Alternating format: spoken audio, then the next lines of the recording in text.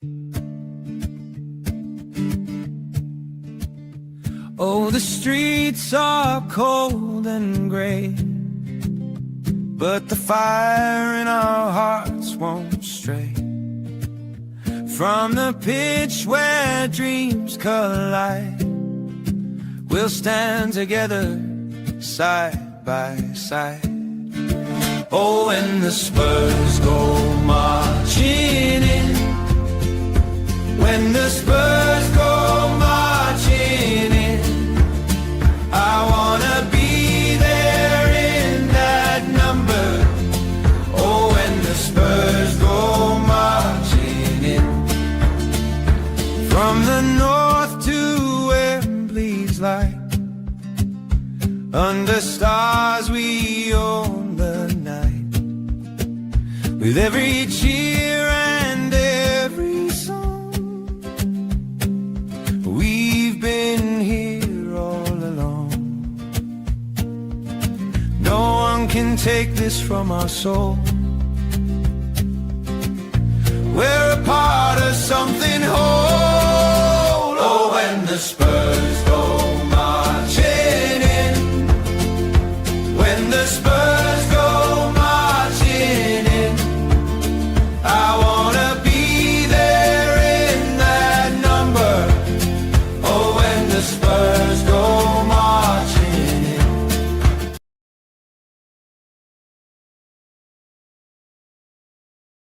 Hello, everybody, and welcome to Project Spurs. Honestly, I'm lost for words. I'm lost for words at that game, and I think we're all feeling a bit deflated. And we'll get into it with our lovely guests here. Obviously, I'm hosting today with Gary, Callum, and Sai all at the game. I'm sure they're all feeling quite deflated as well. Maybe we'll get a little comment from them at all, if we can get a message from them and see what their thoughts are. But first of all, I'm joined with my guests. Let's introduce them all. First of all, we've got Martin. How are you, Martin? Obviously back on the channel again. How are you doing, and how are you feeling after that game? Yeah, hi Joseph. Thank you for having me on, and you summed it up perfectly. I'm lost for words as well, and we were so close to our first win in this calendar year. After 14 games, I actually thought we had broken the deadlock, but just wasn't to be, and I'm gutted. Yeah, no, I think we're all feeling exactly the same way. It felt so close, but just so far. Phil, regular obviously here on Project Spurs. We've been on here every week after every result, and this one feels like a kick in the gut, a bit like all the others. How are you doing, Phil? Well, 10 minutes ago, I was very happy, nervous. I'm absolutely gutted now. I said to my wife after Xavi scored, I said, it wouldn't surprise me if it would end 2-2, but I'm hopeful, because we look knackered. But when you get so close to the end, and when you just make another mistake from nowhere, it's just a complete and utter gift of a goal, and it's going to cost us dearly. We'll talk about the game. We'll talk about I thought we played really well, actually. The performance for me was impressive. I can see Robert De Zerbi moves and stuff and ideas happening already. I think we deserved to win the game. The fact we didn't in the end and we conceded like that just leaves the stadium silent. And I don't know where that leaves us now, because we needed the win. And are the players going to get the positivity that we needed now? We have to hope. Yeah, 100% Phil. Again, it's just losing in that manner. Or not losing, sorry. It felt like a loss, but right? Drawing in that. Yeah. But drawing in that manner, it just completely deflates you. Like that Xavi goal was unbelievable. And again, we'll get into the whole game, but just the way that you concede the goal, so avoidable, and you could hear it. Just the whole stadium went silent, and they, it was such a shame, because it was a great performance, like you said, Phil. One that we haven't seen a lot of fight in that Tottenham team for the first time we've seen in a while. Dustin, a lot of fight from you to stay awake. What time is it there at the moment in Singapore? Must be early hours of the morning. 2:45. 2:45, so staying up, and I bet when you see that goal go in, you're just like, should have been asleep, should have gone to sleep. But no, a lot of commitment from you to stay up, and great to have you on the channel. I think, is this your first time on Project Spurs? Yeah. Yeah, so welcome to the channel. Obviously, great to have you. And again, if anyone in the comments ever wants to, look at coming on the channel, we're welcoming a lot of people. Please, email us there. But yeah, no, obviously great to have you, Dustin. How are you feeling after just what happened, that crazy game, especially last crazy 10 minutes as well? I think that I'm kind of like the kind of fan that can appreciate good performances without results. Unfortunately, we're not really in a position where we can afford to rejoice in good performances without results, because we're running out of results to turn our season around. So despite the gut punch of that last minute equalizer, there has been more to celebrate about this performance in possibly more than any other game in the season, particularly because we finally have, Madison on the bench. We have Bentancur coming back from injury and, playing a great part in how we played this game. So I would say that while the result was a gut punch, I think that there are things from this game, both in terms of performance and personnel coming back, that, will at least put us in greater stead for the remaining games. We still need results. It's still going to be difficult. We at least got a point, and there are things that we can build on, because we finally see light at the end of the tunnel that isn't an oncoming train. Yeah, no, I think, that is good to keep a positive mindset, because again, for the first time in a while, I felt like I did see a good performance from Tottenham, and that's something to hold on to and to try and feel positive about. It was nice to see, the players getting clapped off, because I think they deserved it. They did play well. They gave a good account for themselves. And, that goal going in, it really does kick you when you're down, and, you're thinking this could really be the turning point. That goal, only gives us a point now, and we're still in that relegation zone, and it's, it could be more by the end of this weekend, which is such a shame, because the boys really gave a good performance out there. Let's get into the game. We'll start with the lineup and how it looked. I think there was a lot of questions around the lineup, what it was going to be, especially after that first game against Sunderland. But we had Kinski in goal, Porro, Danzo, Van de Ven, and Udogie. Bentancur returning to the team, straight into the starting 11 with Gallagher, Basuma, and then Simmons, Kolomwani, and Solanke. Martin, what were your thoughts on the lineup? Was there any changes you may have made, or anything you would have done differently? The only surprise for me was Matisse Tell left out on the bench. Of course, I was quite surprised that Basuma started as well. Looking back at what I was actually thinking when the lineup was announced, because the way the game went on, the only player that looked out of shape was Kolomwani. I thought the rest played a fantastic part in it, but when the actual lineup came out, my thoughts were, I was quite surprised with Yves Bissouma and Rodrigo Bentancur in there, both of them. Defence and goalkeeper didn't strike me. I didn't strike probably anyone on here. And Kolomwani starting again right wing, but I was like, okay, I guess Roberto De Zerbi will be seeing him as, the right wing option until the end of the season. And with that Matisse Tell cameo, I can sort of understand why he's chosen Kolomwani to start, but I think the only player that was below par was actually Randall Kolomwani. But I think the midfield battle with Conor Gallagher as the 10 was a big surprise, and I think it worked fantastically. Rodrigo Bentancur's calmness on the ball, we've missed that since his injury since January. And I think Yves Bissouma came back in as well and did a fantastic job. So bold moves by Roberto De Zerbi, but I think it was the correct move. We were brave, and we went out there to actually try and win the game instead of just hope to not lose. So didn't end up working out as the 90 minutes, occurred. It was a 2-2 draw, but I thought overall it was a much improved performance. So lineup wise, fair play. Roberto De Zerbi took a risk, and it almost ended up working.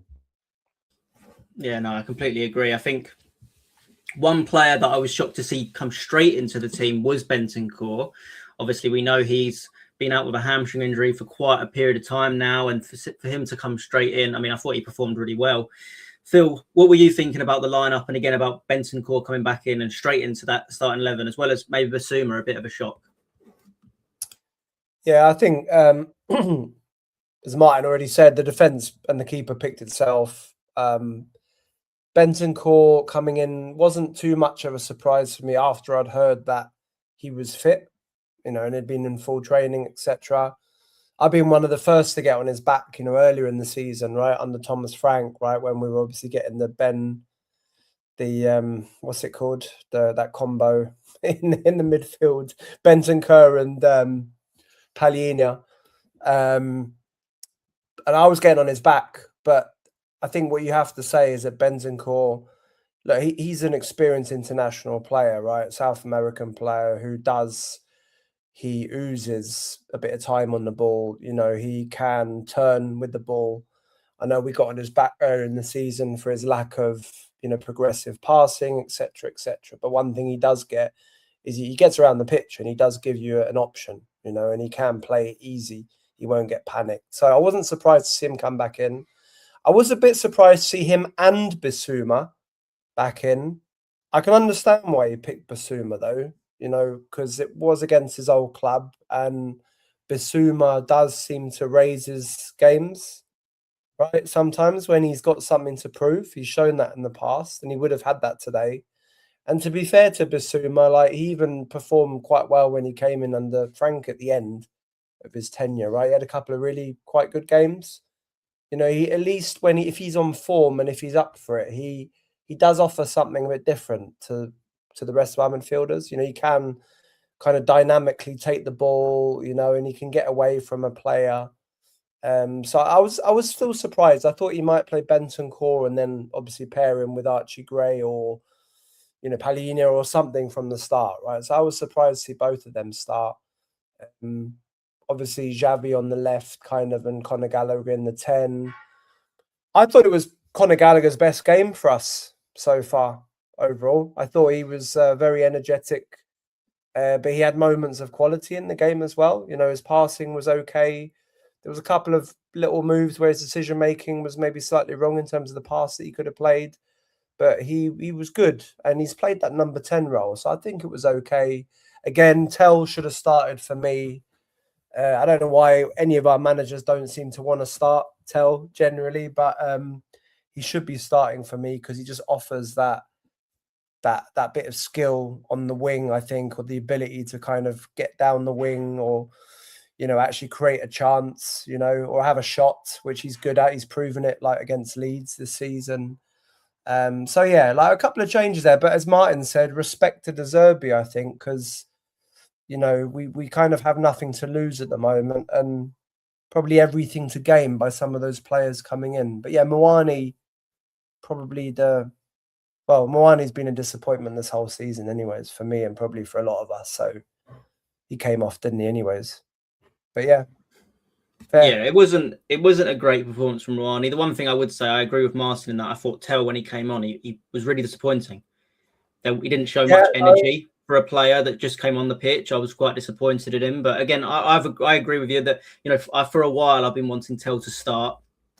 And I'd almost, Joseph, you know what? I'd almost rather that Tell would start games. And then if he, if he brings the performance, great. If he doesn't, for whatever reason, then you can hook him, right? And then you could bring on Kolo Muani. And I think Kolo Muani sometimes has been better from the bench, right? As a bit of an impact because he's fresher. He's clearly, for me, Muani isn't 100% match fit still.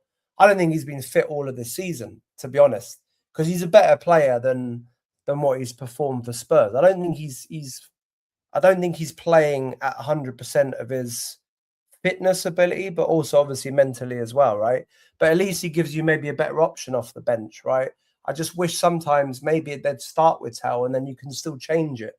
But yeah, I would have expected a bit more from Tell, or maybe even on occasion to go a bit more up front, a bit more direct. But yeah, it is how it is. It is how it is.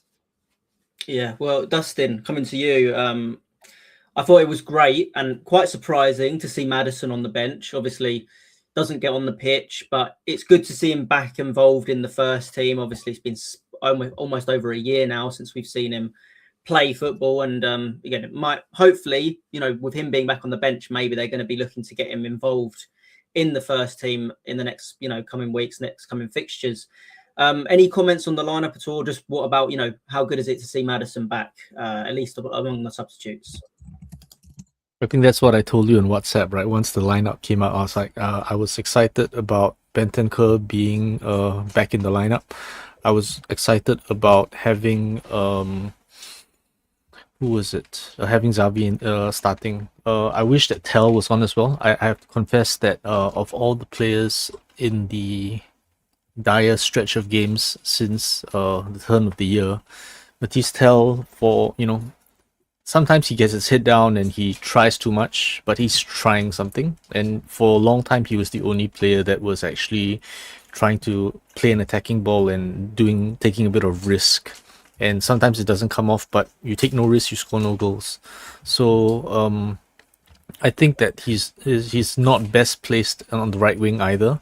So I hope that that's something that we can see more of, because I think that we will get a lot more from the left flank if we have Tel on. But other than that, having Xavi start was something that I was calling for, because the last few games he hasn't, and there are lots of people that he divides opinion. But we see from this game when he can produce the moments of magic that have been sorely lacking in our entire season. So there are times that he loses the ball and people get frustrated, and there are times that he doesn't track back. But this is the kind of magic a creative player can bring. And I would say that he is a very Spurs kind of player in that way, which is that mercurial talent that can conjure something out of nowhere. And it's his first season here. He doesn't have the physicality yet, but we have to keep faith in him, because in the absence of Maddison, he is the player that can really galvanize us and make something happen out of nothing. Yeah, no, I completely agree with you, Dustin. I think we've been missing that kind of star talent in this team since Kane and Son have gone. We haven't got those players who can kind of pull a rabbit out of a hat kind of thing. And that's something that we have needed, and obviously we'll get onto that second goal that Xavi scored. But we'll start from the beginning of the game. Obviously, the first 15 minutes I felt was a lot more intense. We saw a lot of belief in the way that we were playing. We were kind of all, pressing. They were playing with a lot of energy, and I think the crowd fed into that, which was really good to see. I think one thing that was really interesting to see as well is how we were actually going to shape up, because we saw Gallagher, Bentancur, Bissouma, Xavi Simons, and I think everyone was a bit like, hold on, this doesn't seem like we've got any wingers. It doesn't really feel like we don't really know exactly how this is going to work. And the way I saw it was quite an asymmetric lineup. You had kind of Udogie kind of having that free left-hand side to kind of push up. And then you had Porro and Kolo Muani on the right. And obviously Xavi Simons kind of sometimes floated towards the left, but then came into the middle. Gallagher had a bit of a free role with Bissouma and Bentancur kind of sitting deeper. It was quite good to see. There was a lot more freedom in the way that we played. And like you said, Phil, with Gallagher, it was one of his best performances, because I think he had a lot of freedom. He had a lot of freedom to press. Same with Xavi, had so much freedom. He could move into different areas. So that was good to see. But very quickly, I felt like Brighton started to get a control of the game, and they almost obviously got a goal. I'll come to you, Dustin, on this one. It was so fortunate where, Van der Ven clears it onto the post. It comes off his hip and kind of spins across the line. We've been very unfortunate, and I think we needed a bit of fortune, but that one was that could have gone anywhere. We were very lucky to escape going 1-0 down. Indeed, we basically I think that we are not good at defending our far post. So whenever there are deep crosses in, because of the way that our back line shapes up, there's normally the far side player that's free. And because we are kind of trying to play man to man, what happens is that normally whenever teams play, they will leave a far side winger or left back or something like that free. We don't rotate quickly enough to cover that man, and we don't normally have midfielders that are alive to the situation. So it's happened numerous times already, and when it's headed across the goal, Van der Ven's a bit, you could say lucky or unlucky. He's extremely unlucky that it ricochets off him towards goal. He's very lucky that it goes off the post and doesn't go in. But overall, I would say that that's been one of our weaknesses, which has been defending the far post. Yeah, it has been. And, it did feel kind of like we were about to go 1-0 down, but then Spurs go down the other end. Some great pressing from both Solanke and Gallagher to kind of win the ball back. And what were you thinking of this goal, Martin? Because again, it was a great cross by Xavi. I think he was instrumental in the way that we wanted to play today. I thought, we gave him the freedom to kind of create, and he truly did. And Porro with a really brave header, Verbruggen coming out, but he got above him, a short guy getting up that high and heading it over the keeper was very good to see. Again, a goal that we needed. Fantastic pass by Xavi Simons. That cross was weighted to perfection. Before Xavi Simons actually crossed the ball, I was about to be critical of him because I wanted him to actually perfect that you've got the slide on. The ball was with either Solanke or Udogie on the wing area, and Xavi Simons wasn't making the run in behind, which I sort of wanted him to do at the time because I felt there was space there to beat the offside trap. And then Xavi Simons produced an incredible cross that was literally weighted to perfection that, Verbruggen's decided to commit and has completely missed it. And, Porro puts it into the empty net. But again, what has to be praised as well is Pedro Porro's run. He's a right back and he's in a position of a centre forward. So that's a fantastic run. It's a fantastic cross by Xavi Simons. And that was his bit of magic. Sometimes with Xavi Simons, I think Dustin pointed it out.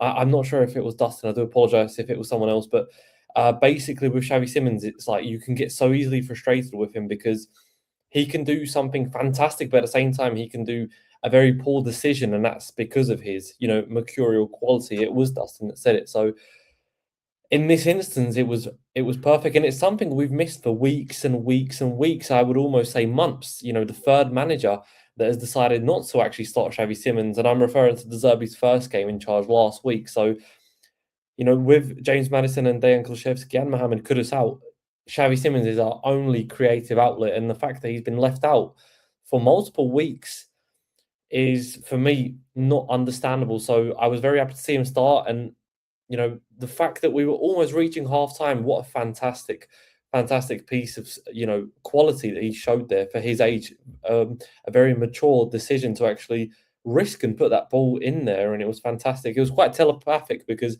I saw Pedro Porro look at him, make that run, and it was just weighted. So unfortunately, we didn't capitalise on that 2-0, which is what Xavi Simons can frustrate us with sometimes.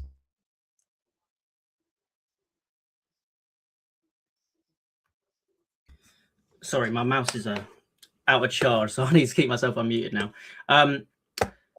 It was an incredible cross from Xavi, and again, Porro getting himself in those positions. I think that's something that obviously De Zerbi is working on, inverting those wing backs. We saw Udogie do it a couple of times, and it's obviously, it paid dividends because Porro got himself into a position, a bit of an overload, and obviously gets that header and puts us 1-0 up. And let's be honest, I think a lot of us are feeling it should have been 2-0. Xavi kind of breaking free, and in that position, you expect him to wrap his foot around that and put it in the corner. Obviously, hitting the post was such a shame because it really felt like at that point, if we go 2-0 up, we can really run away with the game because we were in the ascendancy. The fans were behind them, and it felt like we had a really, positive feeling going, and we could really build on it. But unfortunately, after Porro obviously stings the palms of Verbruggen, it goes up for a corner.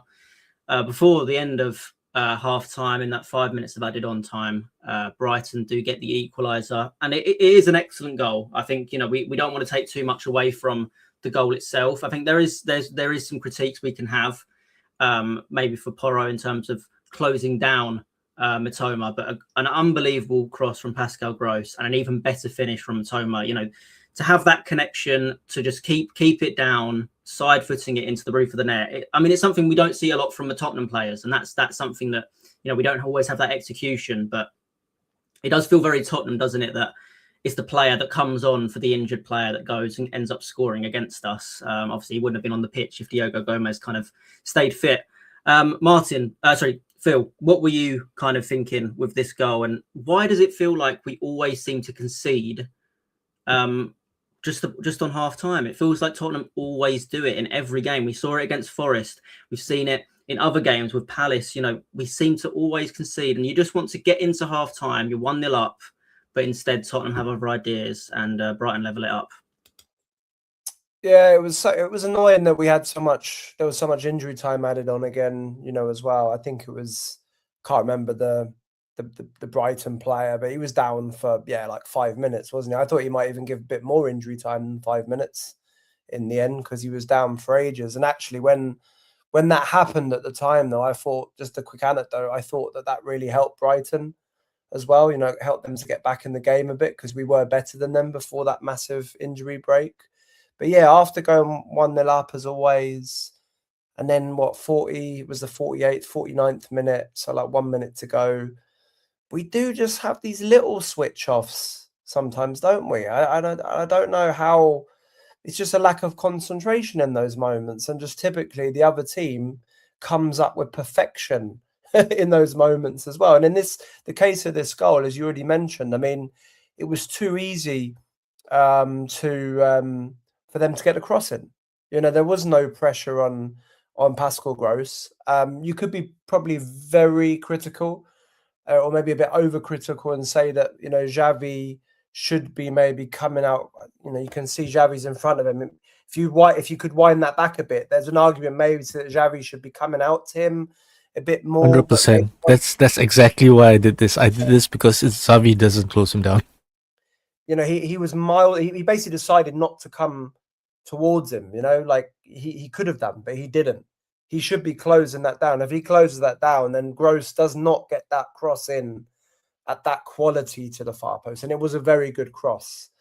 Yeah, and then I think even before that on the move, maybe was it Moani? Someone went in kind of not very committed on a tackle. Maybe we could have won the ball, but that's by the by. The actual finish obviously was amazing. But, Porro, he kind of looked like he was in a bit of no man's land again to me. He was like marking the striker, like he was in a centre-back position, like quite close to another Spurs defender. He had no idea where Mitoma was. He didn't even look around, I don't think. I might be wrong, but look, I didn't really see too many replays, but it didn't look like he was checking where the man was. And then he kind of suddenly did, and he was completely caught in no man's land. So, it was an amazing finish. No chance for the goalkeeper. Mitoma's obviously a fantastic player who's had a bit of a mixed season. So I'm sure there's going to be lots of people interested in him in the summer. I'm sure he's going to move on in the summer finally. But, Porro, I don't know, like for me, Porro should still be doing better there. And Dustin mentioned it before, like our defending on the far post has been pretty shocking this season. And Porro's been at fault quite often this season. And again, he scored the goal today. I love Porro in terms of his attitude and kind of how he, his fiery character and everything. But positionally, Porro is often caught out. I didn't think actually that Porro had a particularly great game overall today, if I'm being honest. I know, like, for that first goal, he was pressing and stuff, but there were some other moments where he just wasn't positionally in the right place. And sometimes I just think that Porro is caught between that right back, right wing back, right forward. You know what I mean? I think he needs like I say, a good coach, but I think he needs more coaching and probably to be in a different kind of setup to really get more discipline sometimes. But it is how it is. That goal should have been preventable, in my opinion, and it was at the end of the game. It was at the end of the first half. We should have been going 2-0 up. We didn't score the second. We should have been going in 1-0 up. And then going in 1-1, yeah, disappointment again. Or we have to come out again. Yeah, do you know what I mean? Yeah, 100%. No, I completely agree. I mean, the one thing I'd say, because I agree with you on the Porro thing. For me, I don't think he's a right back. He's more of a right midfielder, right wing back, almost like a right winger, because of the way he can cross the ball is unbelievable. His ability on the ball is quite impressive, but his defensive output has not been good enough. It hasn't been good enough since he's really joined Tottenham, but it's not what he's strongest at. And unfortunately, De Zerbi is asking a lot. I mean, most managers do ask a lot from their fullbacks, but De Zerbi is asking a lot for his fullbacks because Udogie, he was having to go forward and back the entire game. He was always having to invert, get involved in the play, and that's what they do, and that's great. But you also need them to be as good defensively when they are in those areas. And unfortunately, I don't know if Udogie or Porro have been good enough in those areas at points. coming to you, Dustin, what were your thoughts on this goal and about Mitoma's finish as well, because it's so impressive. I think for this goal, the main problem that I have really is the lack of pressure on Gross. I think for what it is, whenever you're defending, you either have a extremely defensive setup where there's no space, there are no runners, which is very difficult to achieve because in the Premier League, everyone is running, everyone is trying to create space for themselves. In the absence of being able to mark all the options out, you need to put pressure on the ball carrier, especially a ball carrier with the quality of delivery that Gross has. So I think the biggest problem for this goal is the lack of pressure on Gross, which allows him to pick his spot really. And if you can pick a spot to a player like Mitoma, who has fantastic dribbling, fantastic touch, and just the intelligence to not use too much power and just place it, because the whip on the cross that Gross has means that he can just side foot it, and it's powerful enough that there's almost no way Kinski can stop the goal. As a side note to Mitoma, I think that we really missed a trick not signing him 3 or 4 seasons ago as the Son replacement, because he would really have been the correct age profile for us to have him in, start taking minutes from Son, and then, when Son leaves, we have Mitoma in place, and then that's the right age profile. So we've really missed the trick there, and for his injury problems and whatever has happened, I think that we should have taken a punt on Mitoma when he was still available and affordable for the kind of signings that we would have made it. There's no way that we're going to afford him now.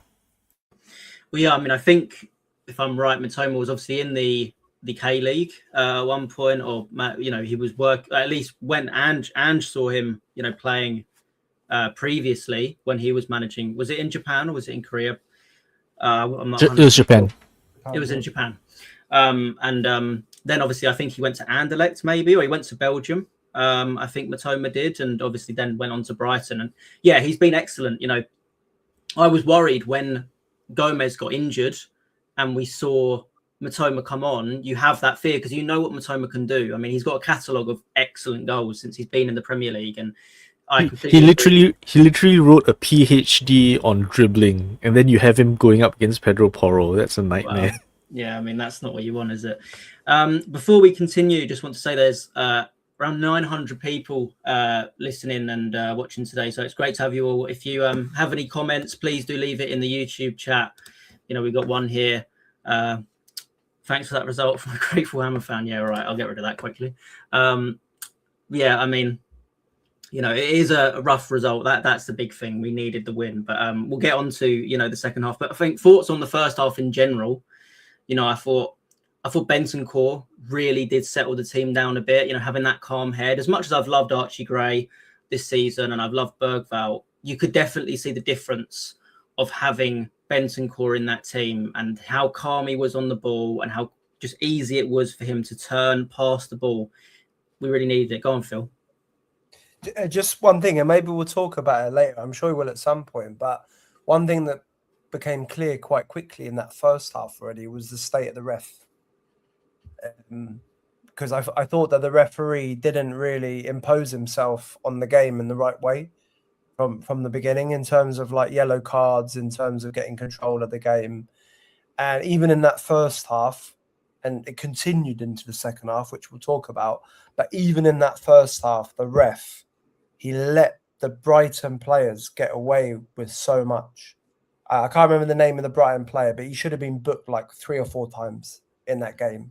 And he got booked. I feel like the ref had a weird game because he seemed to... He didn't make any like critical... It's not like he made any red card decisions wrong. Or No. But no, I get what you mean, Phil. Like, I think he had a weird game in the sense of like, he started setting a precedent to allow some of these fouls to go, but then he was also giving a couple of them and then not giving others. And it was a bit like, well, if you're going to give one, you've got to give the other. Or if you're not going to give one, you can't give the other either. But he kind of seemed to pick and choose which ones he was giving, which ones he wasn't. And it led to the fan. You could hear it. The fans were getting frustrated. So, no, I completely agree. I think the referee did struggle somewhat in terms of kind of setting a precedent and then not sticking with it. I at least expect if a referee's going to go, that's, this is a foul, this is what it's going to be. You've got to be consistent on that. Or if you're going to say this isn't a foul, you've got to be consistent on that too. So no, I completely get where you're coming from. Obviously as well, I thought, kind of going into halftime, I thought Solanke was playing well. I think coming off that Sunderland game, I think we really needed to see something from him. And I thought we did. I thought he was getting involved. He was linking up well. He was actually being quite physical with Van Heck. And I thought that was good to see, because I thought against Sunderland, he was completely outmatched defensively, with Alderese just completely dominating him. But I thought he did really well up against Van Heck. And then the other player I kind of noted on was Gallagher. Again, I think that was one of the better performances we've seen from Gallagher. And it's because of his tireless running and having that freedom to come out of position and run at defenders and put pressure on them. And that's what kind of got us that first goal. And I think that's what really caused a lot of issues for Brighton when we kind of hurt them most. But we'll go into the second half. I didn't have too many notes kind of for that first, 20, 25 minutes, because it felt like it was just a bit of a stalemate. There wasn't really much happening. There wasn't too much creation. It just felt like the game was kind of, we were in a stalemate with Brighton. They weren't really getting forward and creating much, but neither were we. And I was kind of thinking this is petering out. They were kind of getting a lot more of the ball, and we were kind of sitting back a bit. And obviously that does end up giving you a bit of concern being a Spurs fan, because we know that we can sometimes kind of drop into this low block and allow teams to have the ball, and eventually they'll create something that gets for our attack. But eventually we do finally get that goal. And I mean, what a goal it was. I mean, straight away, Bergvall comes on the pitch and his first action is to intercept it, which was great. He picked off exactly where Gallagher left off, running at the players, getting the ball off of them. And then, fair play, Xavi. We haven't seen enough of it this season from him, but he finally kind of knocks the ball out of his feet. And what an absolute finish from him. Unbelievable, wasn't it, Martin?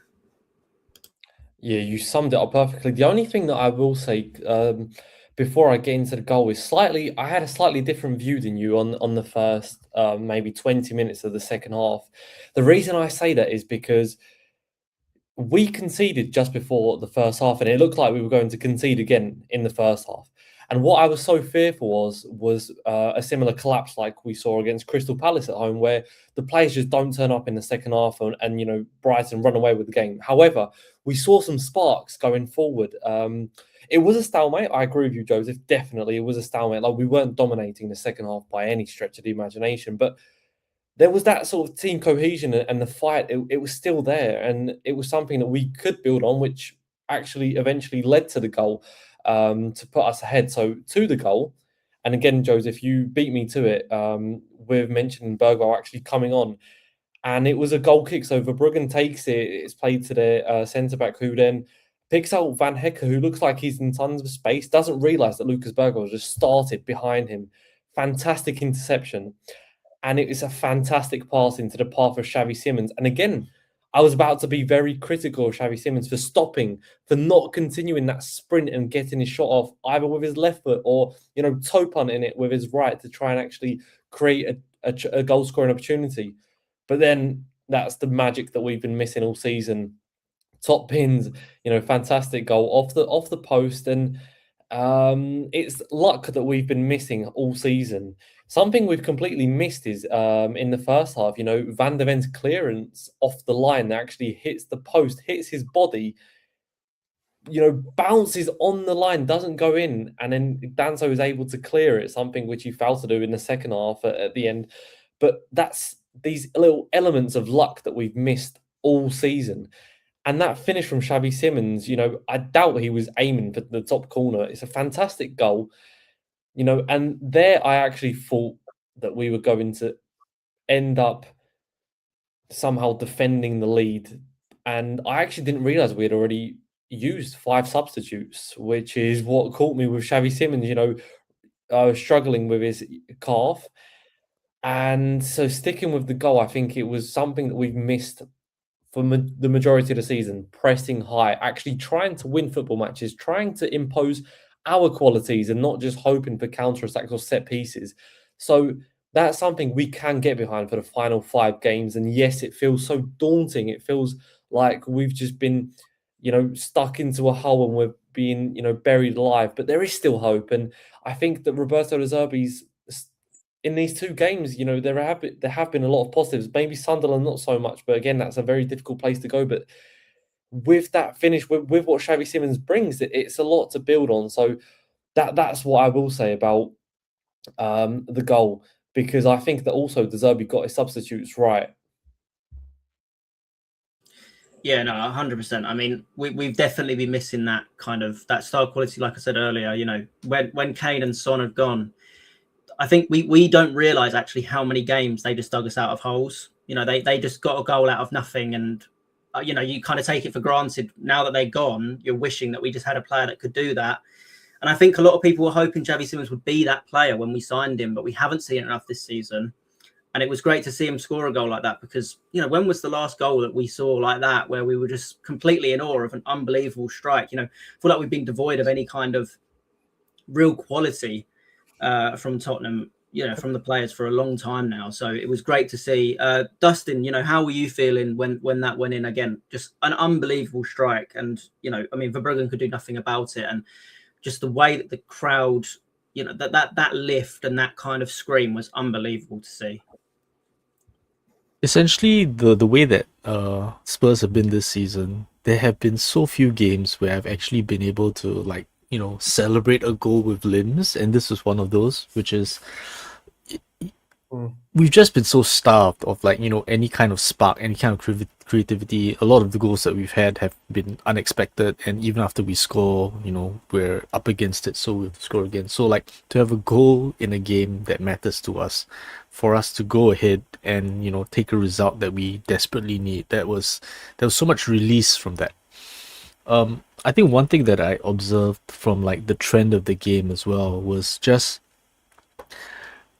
the thing that I'll take the most positivity from is that it seems like De Zerbi is understanding the squad better. I was very concerned after the first game because it felt like he may have had the same problems Igor Tudor had in misprofiling of the players, in not playing Xavi and all that.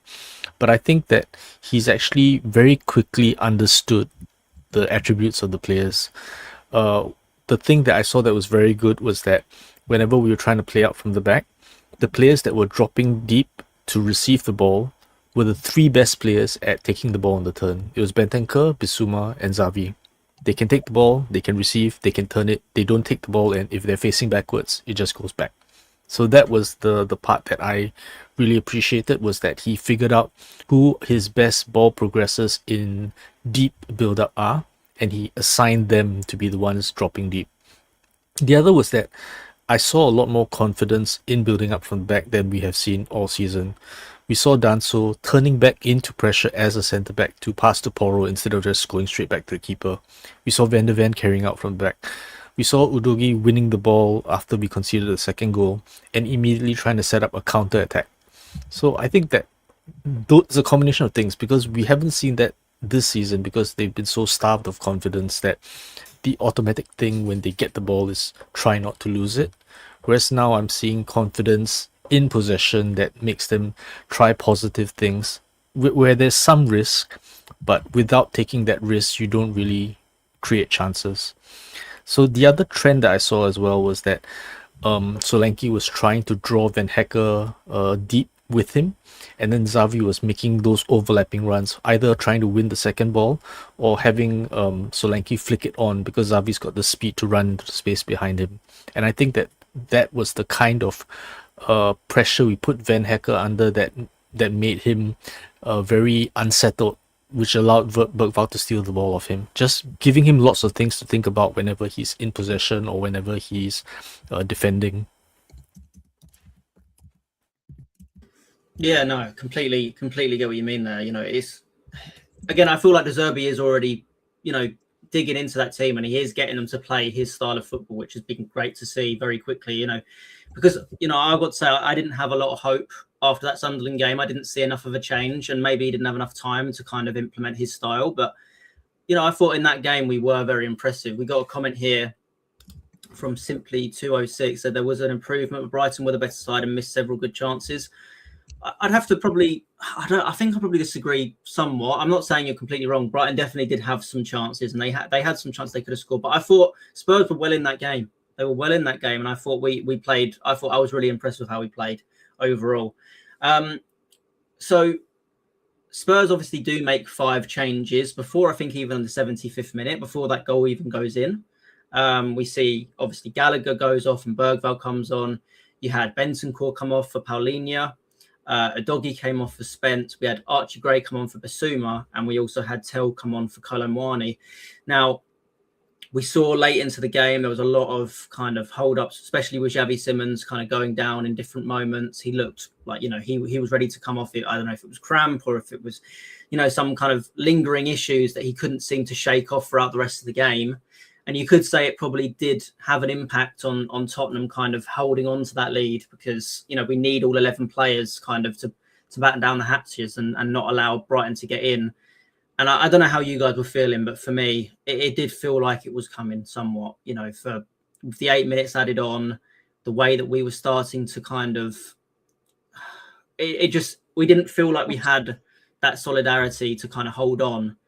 And, it felt like every time we were getting rid of the ball, it was just coming straight back at us as well. There was no hold up play. And that's what really disappoints me about Tell, because he was one of the players who'd come off the pitch, but he looked as tired as everybody else who was on the pitch.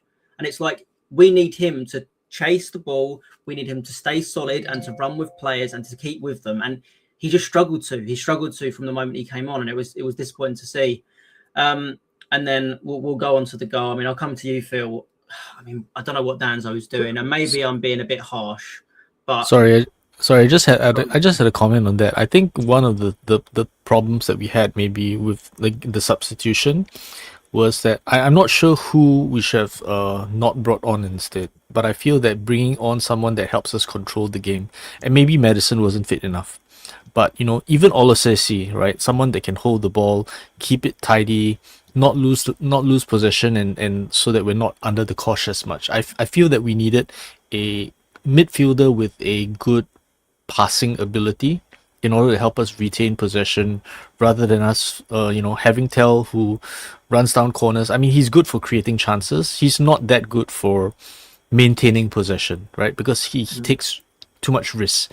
And at that point, I think what we needed was a balance of being able to retain possession and hit them on the break if we could, but Tell takes more risks than retain possession on that spectrum. No, I do get what you mean, Dustin. It just felt like he could give a bit more, like just with energy. That's all I wanted from him. I'm not expecting him to shield off the ball, and because you're right, he's not as strong as some of these other players, but it's just the energy. When you're coming off the bench, you need to be running tirelessly for the 20 minutes you're on the ball, half an hour you're on the pitch. Because you've got players who have played 90 minutes, and let's be honest, I think that's probably one of the reasons why Danzo loses the ball. He looked shattered. He looked absolutely shattered, and he just didn't have the kind of, maybe the mental, maybe he was mentally fatigued, but also physically fatigued, because Van Hecker shrugs him off, squares it, and Rutter's not going to miss from there around the penalty spot into the roof of the net. I mean, it's just, it was horrible to see that goal go in and to see the Brighton fans celebrating it. It was just an absolute kick in the gut, because how desperate we are for these 3 points, and the fact that we end up losing them, I mean, what did it feel like when that goal went in, Phil? Well, as always, obviously pure, I don't know, like just depression, disgusted, shock, but then kind of not shock, because we've seen it all before. It's just like, oh, here we go. Like, has it happened again? Yes, it has. As I said, my wife said, we're going to hold on. I said, we're not. I said, we're going to concede. We've got 8 minutes of injury time. There's no way we defend this out. But then when you get to 96 minutes or whatever, you think, oh, we're going to do it, aren't we? We're just going to squeeze it in. But I think it's just a shock of just giving away such a soft goal again, because all Danzo's got to do is put it out into Rose Ed. He's just got to clear it, just like boot it. Doesn't need to take any touches or any time on there. And then he gets shrugged off, because he is tired. And okay, maybe he was tired in the mind as well, as you said, and maybe that also just impacted his decision-making in that moment, and he didn't clear it for whatever reason, but it's just a gift of a goal. And the defenders in the centre, I only saw one replay of the goal again, so in detail, but it seemed to me that the other people in the box, our other defenders, weren't really, they probably weren't expecting Danzo, obviously, to make the error, right, as well. And I think they were a bit surprised and they switched off for a mini second as well, because you could argue, could they have been a bit closer to the Brighton players as well? Rutter is obviously a really good finish actually from him, to be fair, in the end. But he's got a clear shot at goal. And yeah, it's just one of those things, isn't it? We've given away so many last-minute goals, so many gifts anyway this season, last season. And I feel like the problem is, right, is that Xavi scoring that wonder goal, you know, like, as you said, it's the first goal that we've scored like from open play, like some screamer from outside the box. When was the last time we actually did that? It was probably under Ange, wasn't it? And even if it was under Ange, it was probably like, I don't know, halfway through last season or something, like a real screamer, top corner, you know, where everyone starts screaming with the pressure that was on today. That, imagine the storyline now. Imagine we just hold on those last 2 minutes. The stadium is partying. The players are going to the fans. Everyone's doing olays. The South Stand concourse is busy for the next 2 hours. You know, all of those Spurs bands, you know, are doing their tunes and everything. And we are believing. Sky Sports is, all of the media outlets that want us to go down grudgingly have to give us praise, you know. The whole week, next week at training is different. Everyone is positive. And we've got the points in the bag. The difference between that, and by the way, Xavi doing that goal as well, he would have been the hero of the lane tonight per se. And that would have been his true, what's his word, coming of age at Spurs moment, you know, for sure. As it is now, it feels like a defeat. Yeah, a point is better than nothing, especially if you bear in mind the overall performance, because I think we deserve the win. As has been said here already, the performance was miles better than what we've seen. You can see Robert De Zerbi. I don't like calling it Robert De Zerbi ball, but that's kind of like a what is it, a Gen Z or Gen Y thing nowadays, right? But like the way that Robert De Zerbi wants to play football, you can see it already having a bit of an impact in some of those little moves, you know, and some of the passing moves that are happening there. The structure of the team looked better today. There weren't gaps in midfield, right? Normally teams can pass through us. Today it looked a bit more solid. We didn't create loads of chances, but with a bit more luck, we could have scored when it was 1-1. You know, there was a couple of deflections in the box, and the Brighton keeper kind of saved it with his leg where he stuck it out. You know, on another day that goes in. So look, there's loads of positives, and it's just such a shame because we're gutted. You know, I'm devastated now, but we can only hold on to the fact that at least we did get a point. It does bring us a point closer. We obviously have to hope that the other teams, that West Ham and Forest, don't get the wins that many fans are predicting this weekend. And we have to take that performance and the improvement that we saw today into, what is it, Wolves up next away? Yeah. Wolves away, and then Aston Villa away after that. And that Wolves game is obviously a must-win game. It's away. Wolves are poor at the moment. I know we never win at Molineux, but we know what the deal is, right? That game is there to be won. If we turn up like we did today, and maybe even, let's say, put 5 or 10% on top of it, hopefully, with another week of training under De Zerbi, then maybe we should actually turn up once and win it. And if we win that and the other teams do drop a point or two, then we're right back in the mix. And I know it's going to be tough. That win, it's just such a shame, isn't it? Like that win today would have it would have given that massive boost to everyone associated with the club, including the players. And I hope that Robert De Zerbi, at least, and I'm sure the players are gutted, but Danzo will be devastated. So I feel for him still. But I just hope that maybe it will still bring them together, you know, because the players will know that they played well today. And they'll be devastated they didn't get the result, but they will know they played well today. And they did not play well in so many games this season. So we just have to move with it, don't we? And we have to at least embrace the fact, and this is what I'm holding on to, as I said, that you can see the Robert De Zerbi impact so far. Yeah. That's what we want, and that's what we need. 100%. Martin, I'll come to you. I mean, I will say one thing before we continue, and I don't want to spend too much time on this, but I did think there was one moment right at the end where Xavi takes the ball off of, I think it's Bergval's feet, and Bergval had the simplest pass to Solanke, and he was open in the box, and you would hope he would score that. It was such a shame where, again, I don't want to spend too much time on that because, again, Xavi's not doing it on purpose. Obviously, he's wanting a goal. He's just desperate to get the win, and it's a shame that we didn't execute in that moment. But yeah, obviously, we finished the game with a draw. I think a lot of Tottenham fans were sitting before the game saying we need to win this game. If we don't win this game, it's done. How are you feeling, Martin? Where does this leave Tottenham now? You know, what are you feeling after that result, and what are you thinking for the rest of the season? Yeah, very mixed emotions. Philip sums it up perfectly. You know, there's so many positives to build on. There really are. Like, we can act like this is the end of the world because it feels like everything's going against us every single week. But look, Crystal Palace are not out of form.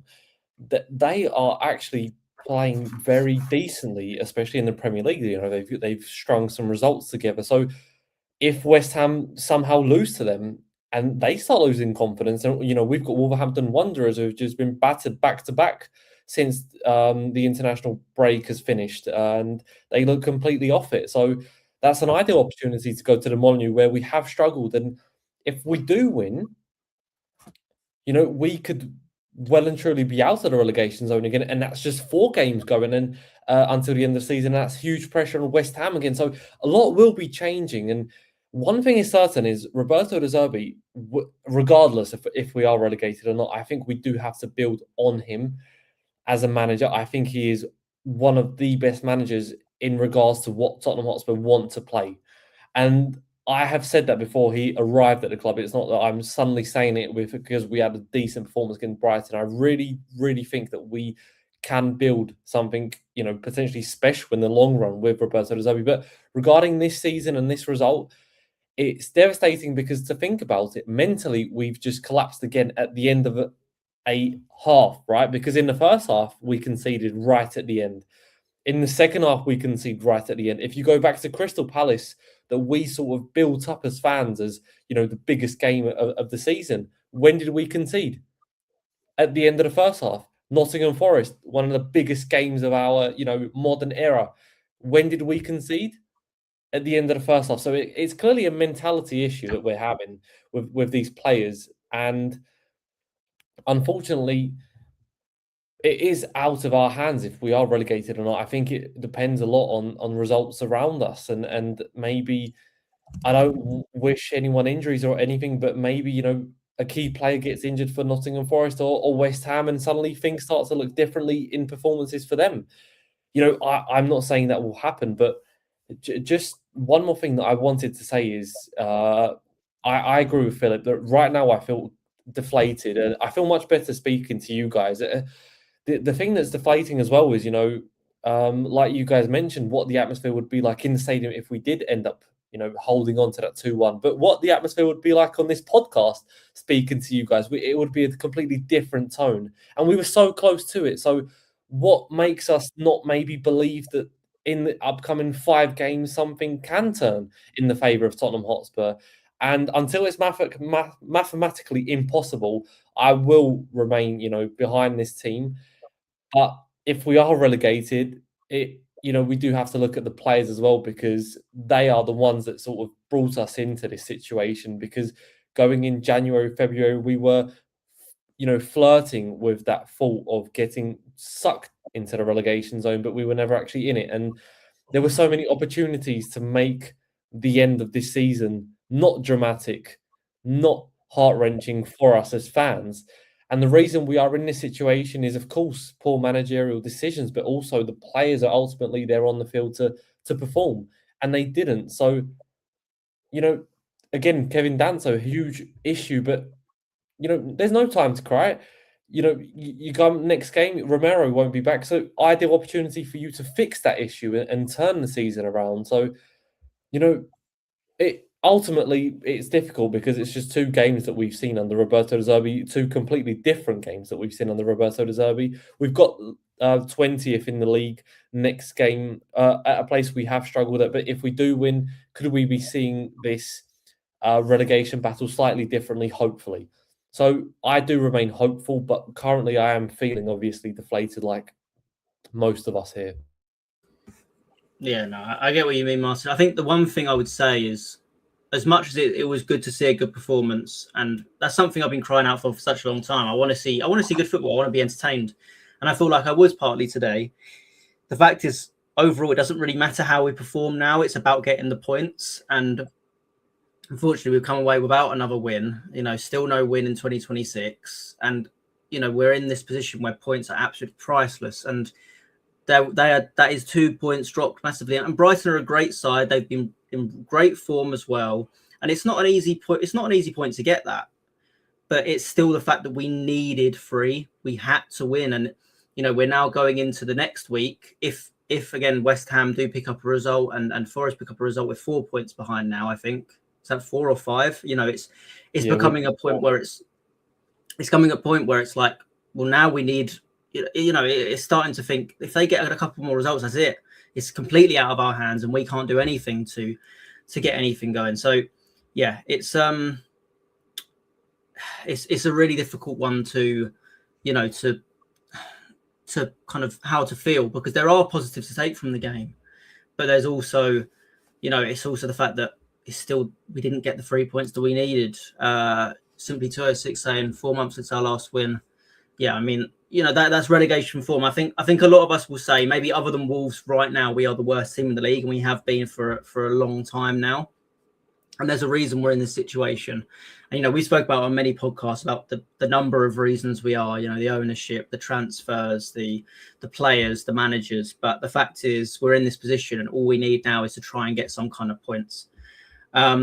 It's great to see about almost 1,000 of you in here listening on. Again, please do leave any comments in the YouTube chat. Please come and subscribe and follow everybody, as well as Gary, Callum, Si, all that went to the game, which is why they're not here tonight. But please do follow everyone. It's great to have them on. Dustin, I'll come to you. What are you feeling? Do you think we are going to get relegated? Because for me, I felt like we were after that Sunderland game. I think a lot of us were kind of saying we had to win this game, and if we didn't, relegation was most likely going to happen. I don't know how I'm feeling after this game right now. Part of me does feel like relegation is inevitable. But again, there is some positives from that match to take, and we can go into the next game thinking there's a possible, we can get some kind of results. Now, I think the problem we've got is we have got some tough games coming up. It's not like, we haven't, I know this next game against Wolves should be one that we win. But after that, Villa away fighting for European football, Chelsea at home, Chelsea away, sorry, they're going to do everything they can to beat us in that game. Leeds at home, they are fighting for their lives, and they're doing it better than we are. And Everton at home, Everton have been incredible this season, and they really are good on the road as well. So how are you feeling about everything, even just away from this game? What are you feeling in terms of Tottenham's survival hopes and the rest of the season? Well, I think on balance, right, there have been a number of games, and it's surprising how we keep stretching it, because we keep going, this is the game we need to win, and if we lose this game, we're dead. I feel like we've had 6 of those games already, right? There's a game against Burnley, the game against West Ham, the game against Forest. There's so many games where we're like, cross this line and we're dead. And then we don't just cross it.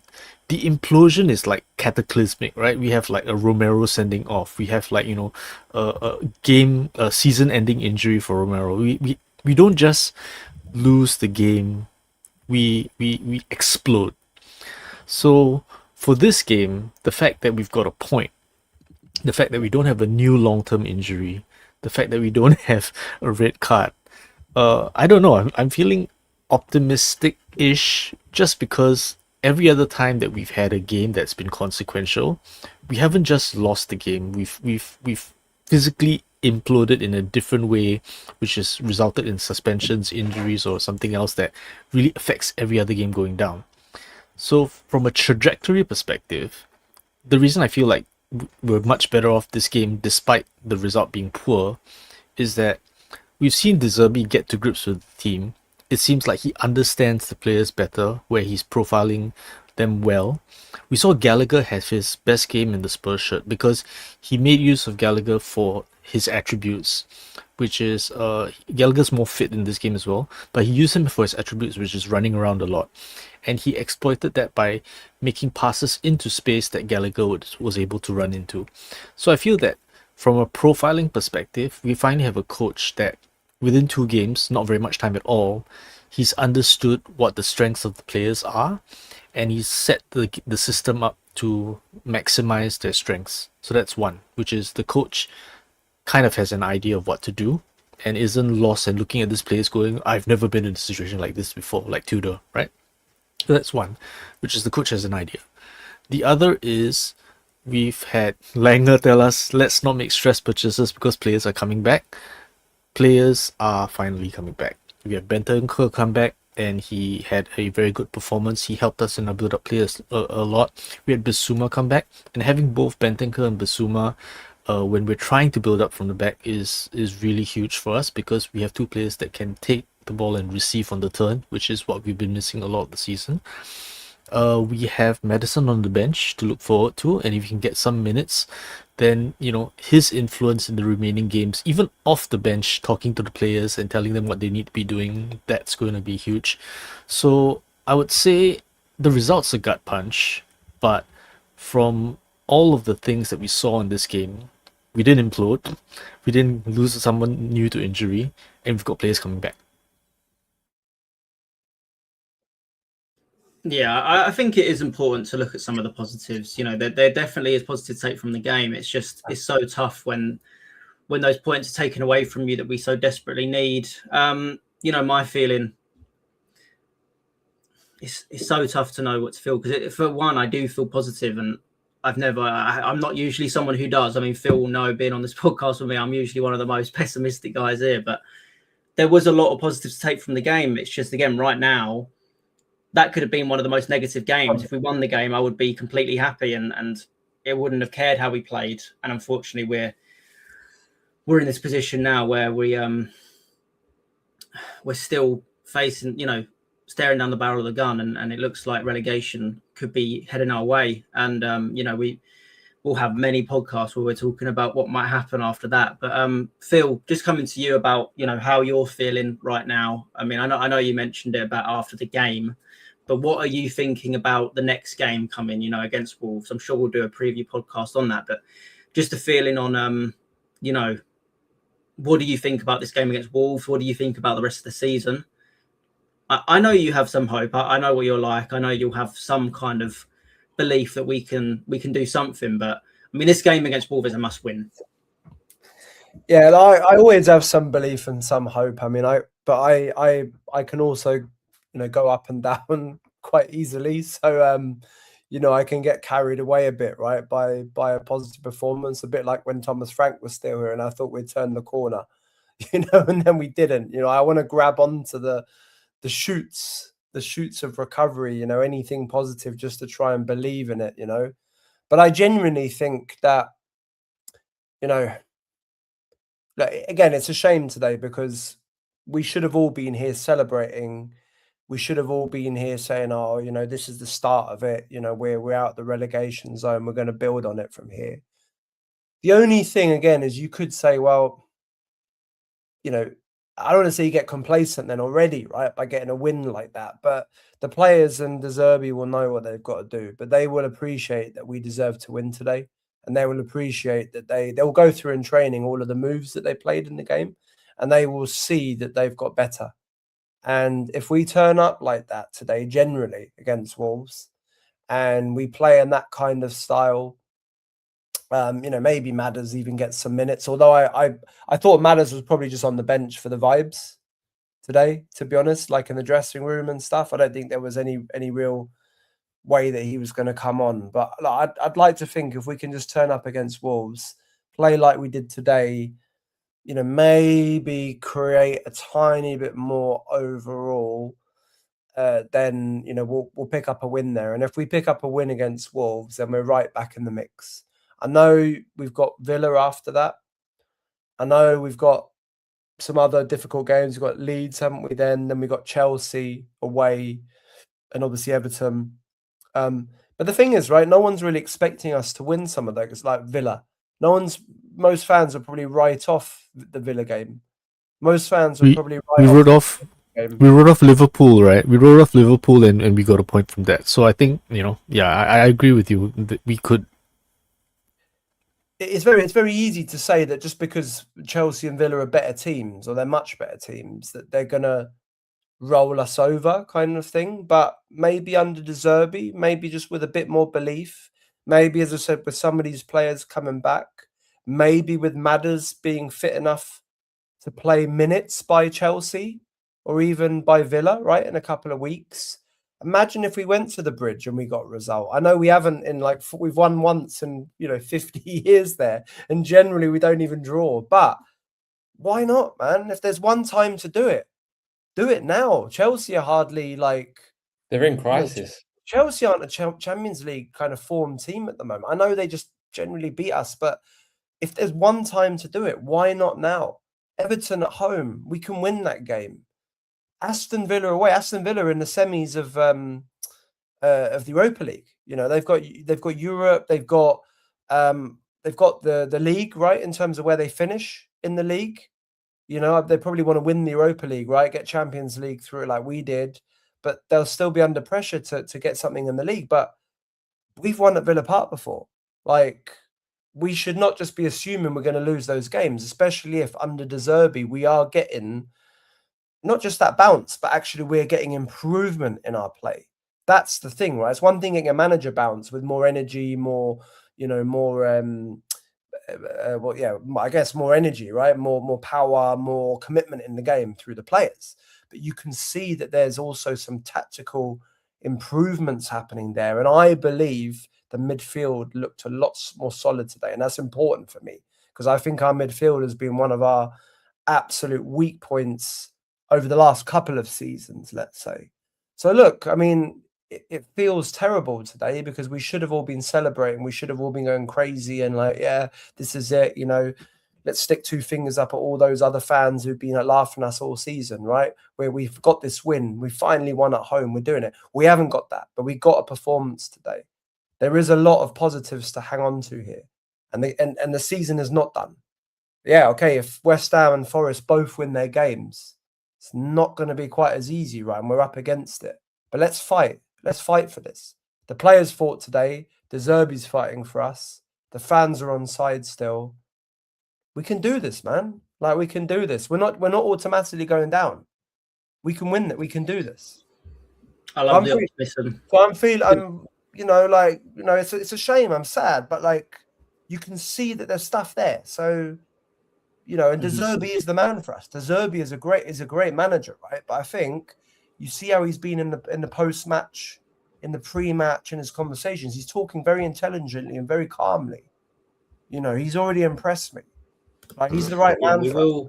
We will get to the post-match interview, but quickly, one of our guests needs to go. Martin, thank you for coming on again. Obviously, I think your second or third appearance here on Project Spurs. Obviously, great to have you. Please tell everybody about what you're doing, where people can follow you, and obviously look forward to having you back on the channel again. Yeah, Joseph, you did a fantastic job as a host. I've got to say so.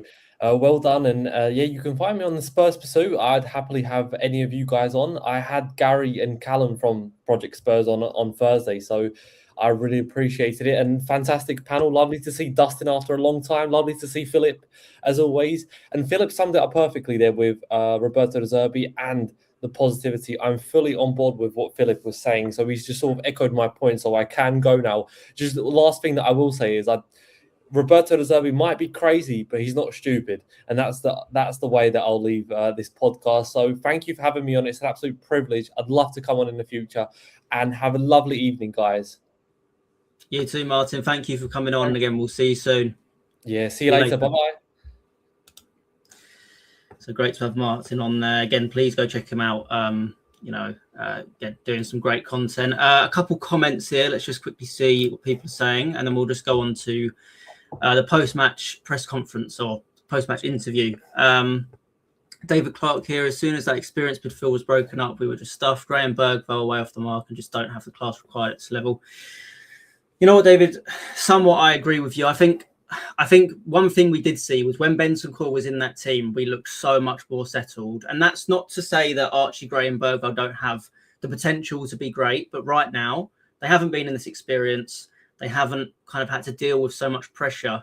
And I think the fact is Bentancur and the senior players do know what it's like to be in these big games. You know, Bentancur has done it at Juve, he's done it for Uruguay, he's done it in so many different moments. And when you need that kind of calm head and you need something just easy and simple, you've got a player that can do that.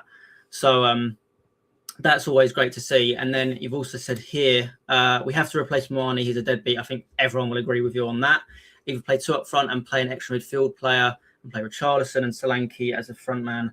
I mean, we'll see what happens with Simmons and 10 as well. We'll see what happens. I mean, we don't know what's going to happen with Spurs. Are they going to be in the Premier League? Are they going to be in the Championship? Who's going to stay? Who's going to go? I mean, there'll be plenty of content uploaded on Project Spurs about that over the summer because, you know, I'm sure we're all going to be very interested to see what does happen. Now, before we go on, I just want to quickly go through some of De Zerbi's post-match interview and what he said. So the question was asked to him, Roberto, your first put as a Tottenham manager, did it feel like a defeat? Yes, because we played a good game. Brighton is a very good team. In this moment, they are playing very well, but I think we deserve to win the game, especially if you consider we conceded a goal in extra time when losing one ball in our possession. But anyway, I'm very proud for the performance of my players. I'm very proud because they gave all of them gave their best with the right mentality, with the right blood, with the right character. We played well with the ball. We played maybe better in the first half without the ball because in the second half, we suffered too much. But in the first half, we regained a lot of the ball. When we scored with Pedro Porro, we regained the ball very high. I'm just disappointed for the result, for the players and for the fans, because it was an incredible atmosphere today. It was a very tough situation and a very difficult moment, but the stadium was great and it was amazing. And I completely agree with him on that. I mean, the fans were incredible.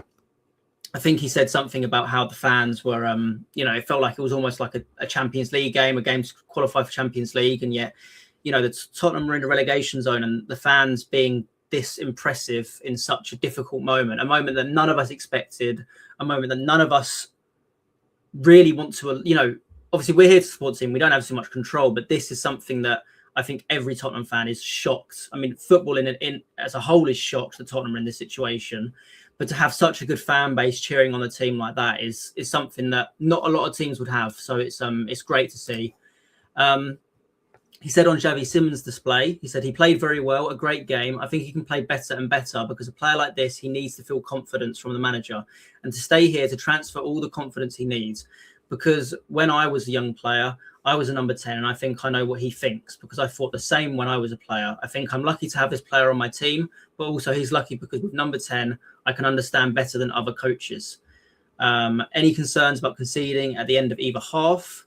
Point towards mental fragility. I don't know. I didn't think like this. The first goal of Matone was incredible, and the second goal, the ball possession was for us because Danzo played another fantastic game, but the ball was with Danzo. He lost the ball, and we conceded a goal. But I prefer to make mistakes with the personality to play than to concede a goal without personality, without courage. Now we need courage. Now we need to win the game, and to win the game, we have to be positive and to play football with the ball, and not just to defend with 11 players and go on a counter attack. So I think, yeah, I mean, we can understand that. I understand him wanting to be, you know, wanting to be more positive. But again, at this point, I don't know how other people are thinking. Again, please get in the YouTube comments if you're, you know, wanting to put your point across. But I think we just need the points however we need them. And I think in those moments, yeah, don't get me wrong, we want to see the team play with the ball. But in that moment, we just want to see Danzo kick that ball into Rose Ed and, you know, to regain some kind of composure. But I think he can understand that it was just a lapse in concentration. But in that moment, that lapse in concentration cost us 2 points. He goes on to say, is there more confidence about any survival? Yes, I always thought and believed in the quality of the players. They played a good game. I think we can play better than today with much more quality and more calm, especially when we own possession.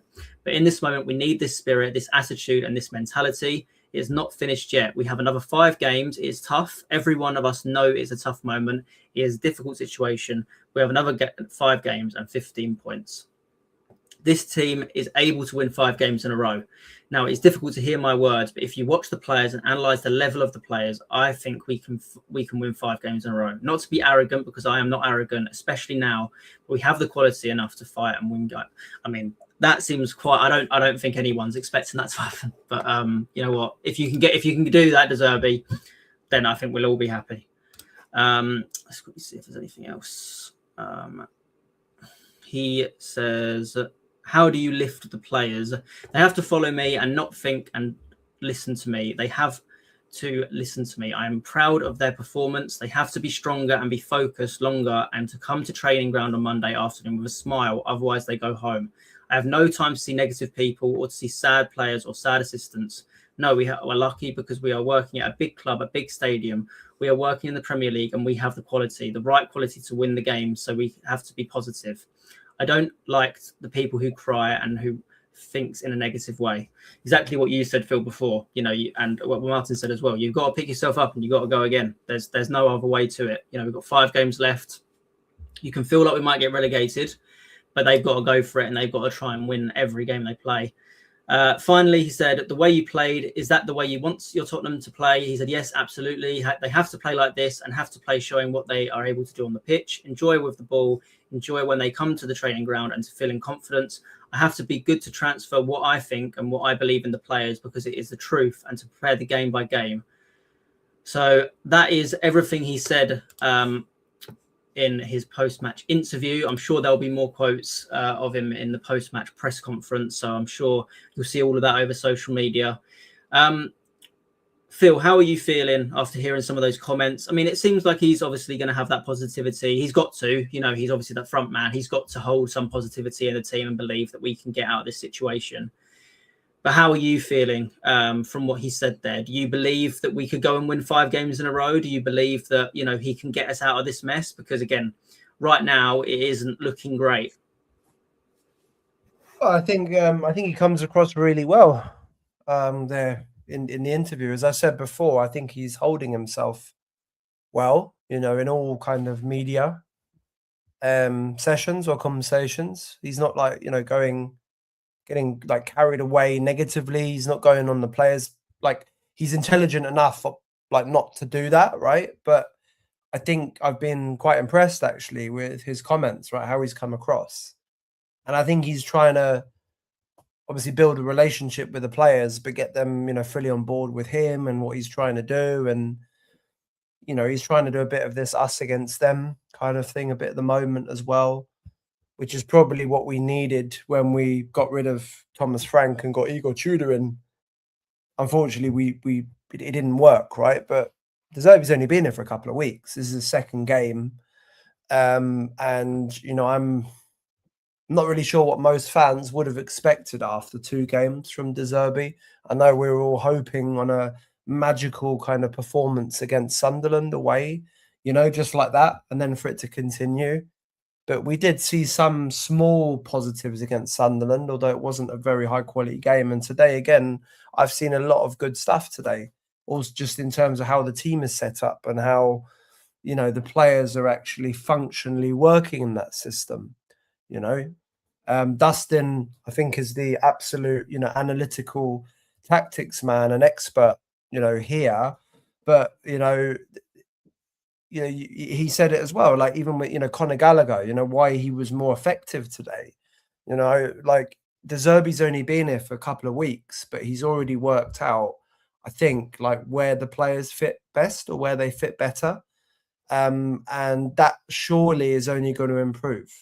I don't think we're going to win the next 5 games. I'd like to think that we are at least able to put in performances, a bit more consistent performances that allow us to get a positive result in those games, which we haven't done, obviously, throughout this whole season. Bear in mind, we haven't won for 111 days. 112 days now, but at least we put in a winning performance, I think, today. And that's what we need. We need to go into every game giving ourselves the opportunity to get a win, maybe, with how we turn up. And I'm quite confident right now that we will go into Wolves, we'll go into Villa, and we'll go into Leeds in a much better setup. And look, if we can beat Wolves, get a point at Villa, beat Leeds, then we're suddenly we're 8 points better off, including today's result, aren't we? And that almost theoretically puts us safe. Maybe not in the end with the other results, but we'd need something against Everton or Chelsea. It's all possible.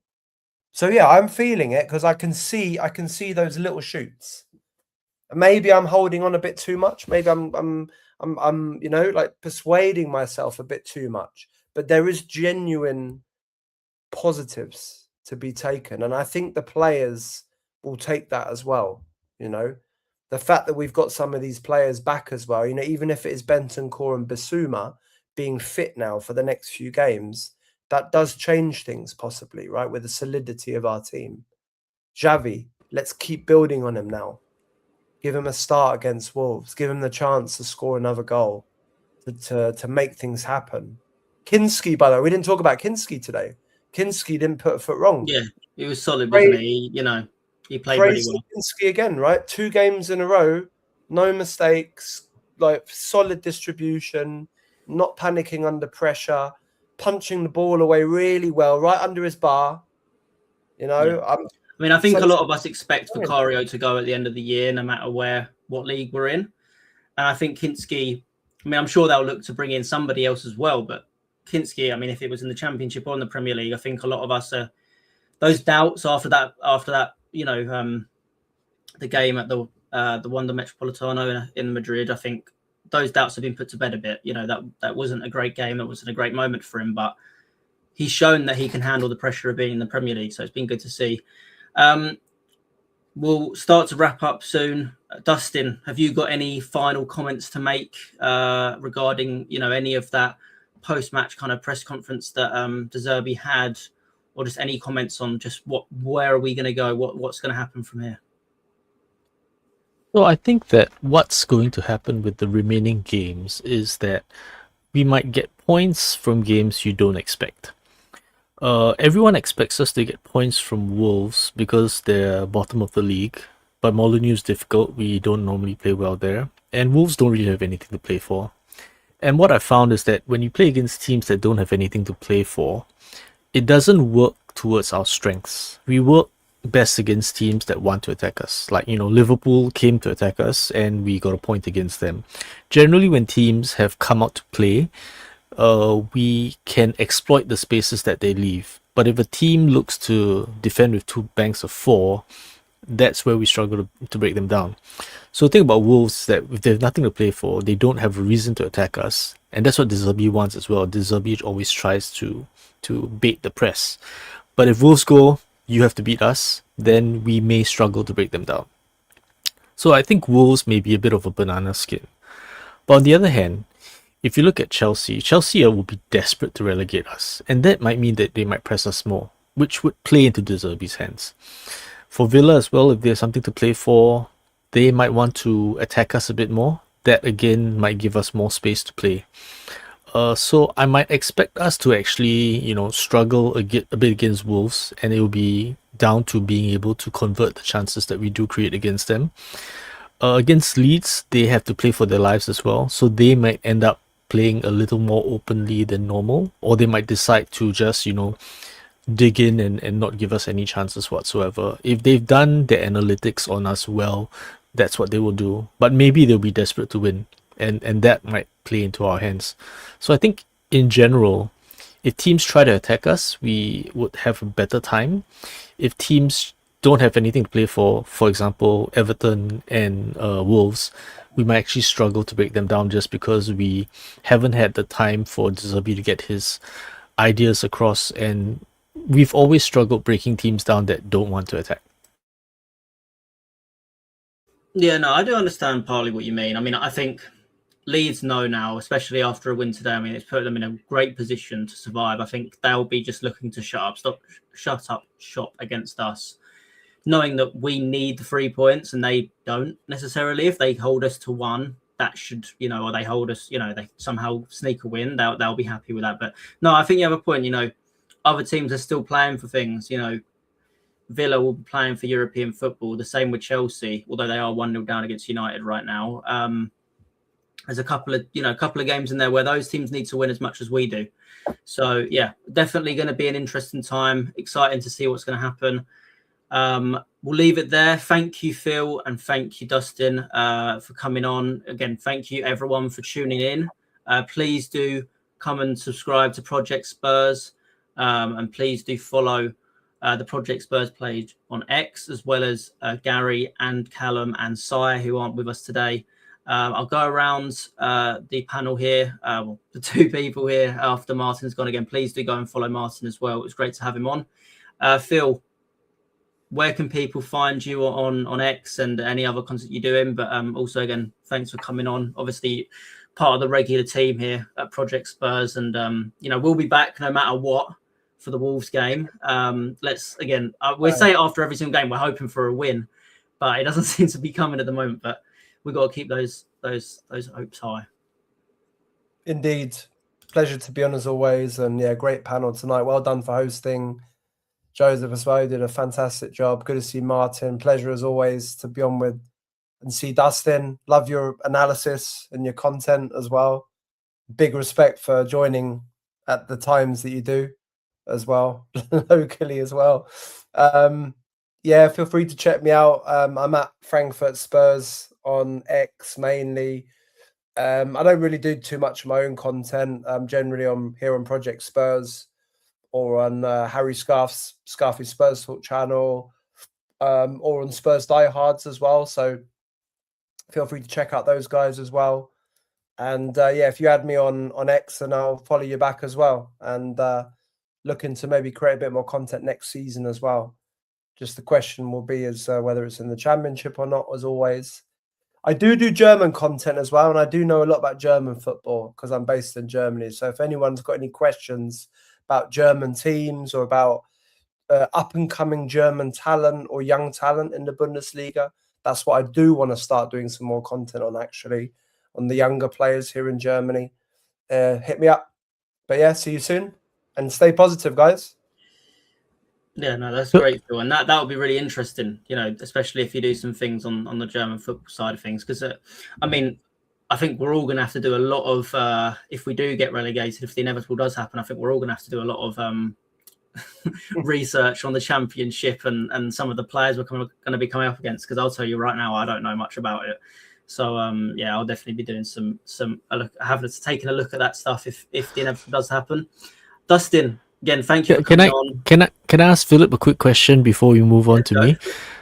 Philip, what's the thoughts in Germany about Harry Kane now? Because I remember when he came, everyone was like, a lot of the Bayern fans were like, oh, Lewandowski and everything. But having had 2 seasons of him and, him possibly being a dark horse for the Ballon d'Or this season, what's been the word around the Bundesliga now about how Kane's been doing?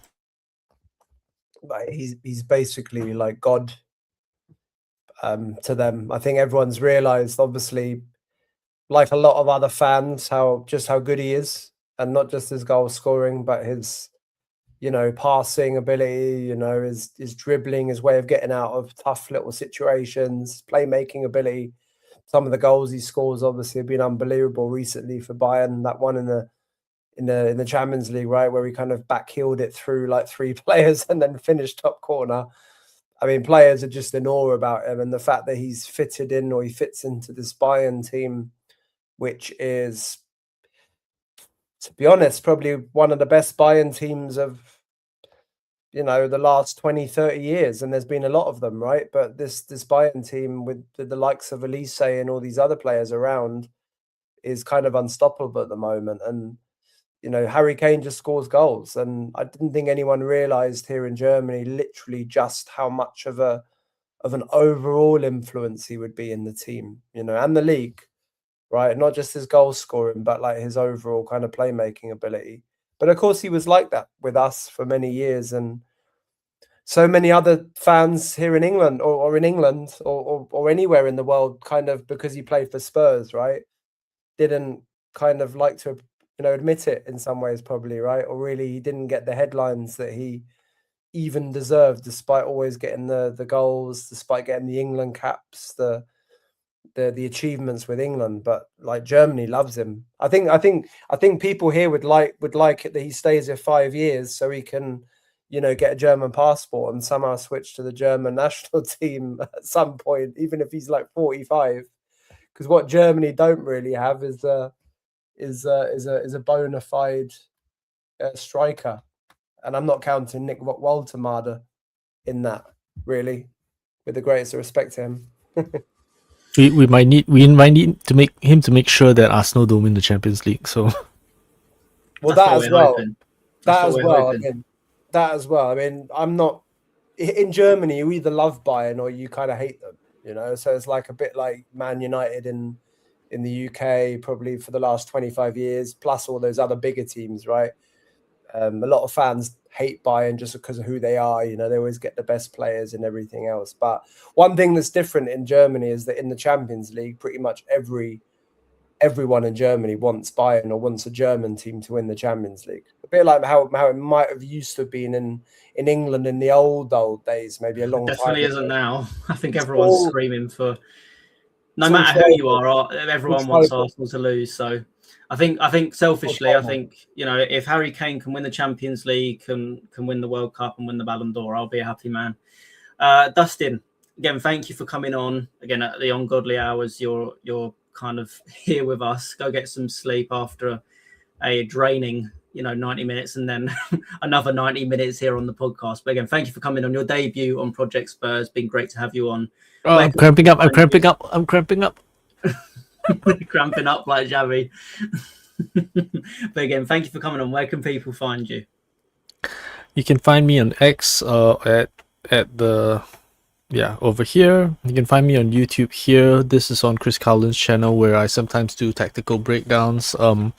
My next video is probably on ice because it was about how to build a stable football club, but then it really depends on whether it's in the Championship or the Premier League. But what I'll also be doing is soon I'll be doing a breakdown on like De Zerbi and how his influence on our club over the next few years would be borne out, partially because we don't have a director of football, but it seems that we're giving him the reins in a very Arsene Wenger, Alex Ferguson kind of way. And normally I think that's not the best thing, because if you lose the manager, you go into a tailspin of instability. But I'd rather De Zerbi be making footballing decisions than Nick Boucher. So it'll be a longer form video on things like that. That's great. So yeah, make sure you go and have a look at what Dustin's doing. Again, really interesting tactical insight that we get from him. Again, if you want to go follow me, it's Joseph THFC on X. I mainly talk about Spurs, but I'm also a big Juve fan, so I watch a lot of Italian football, and I'm a massive American sports fan. So with the NBA playoffs and the NFL draft coming up, I'm really excited for any of that. So again, please come and follow me if you're interested in talking about any of that or seeing any content on that.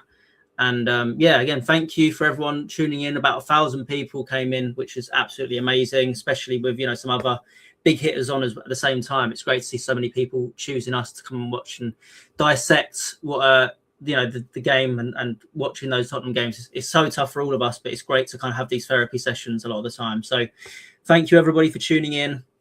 We're back soon. I'm sure we'll do a preview on the Wolves game as well as a post-match, definitely on the Wolves game. So again, thank you to Gary and to Cal and everyone a part of Project Spurs for allowing us to do this each week. It's great to come on here and talk about Tottenham. And so we're back soon. Let's all kind of detox and hopefully have a bit of, maybe we'll get some good performances tomorrow from Palace, and we can get some good results go our way and then go into that Wolves game with a bit of confidence. But until then, come on you Spurs. Come on you Spurs.